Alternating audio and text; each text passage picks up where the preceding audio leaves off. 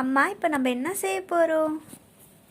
ஆமாம்மா, நம்ம இன்றைக்கி ராகி மாவு ஒரு கப்பும் கோதுமை மாவு அரை கப்பும் நம்ம சேர்த்து இன்றைக்கி ஒரு தோசை சுட போகிறோம். அது எப்படின்னு பார்க்கலாம் வாங்க.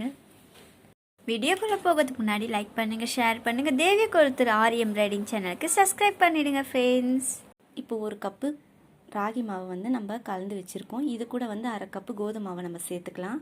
சேர்த்துட்டு கட்டி இல்லாத அளவுக்கு நம்ம அதை கரைச்சிக்கலாம். இது கரண்டியில் கரைச்சா எப்படி வேணாலும் கட்டி கட்டியாக தான் இருக்கும். அதனால் கை விட்டு நம்ம நல்லா கரைச்சிக்கலாம்.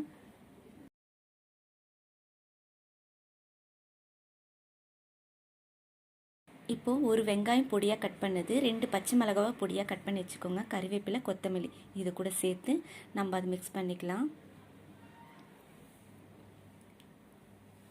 நல்லா கலந்துட்டு இது கூடவே நம்ம தேவையான அளவு சால்ட் உப்பு நம்ம சேர்த்துட்டோம். அந்த நேரத்துக்கு வீடியோ எடுக்க முடியல.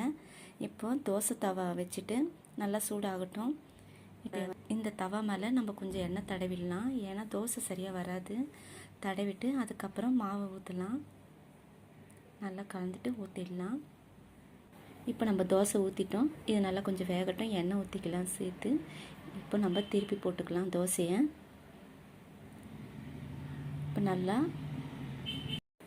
முறுமுறுன்னு ஹெல்த்தியான நம்ம ராகி தோசை ரெடி.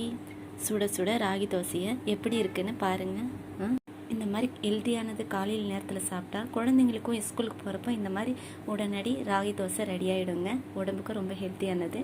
இந்த வீடியோ உங்களுக்கு பிடிச்சிருந்ததுன்னா லைக் பண்ணுங்கள், ஷேர் பண்ணுங்கள், தேவி கொளுத்தூர் சேனலுக்கு சப்ஸ்கிரைப் பண்ணிவிடுங்க ஃப்ரெண்ட்ஸ். பாய்.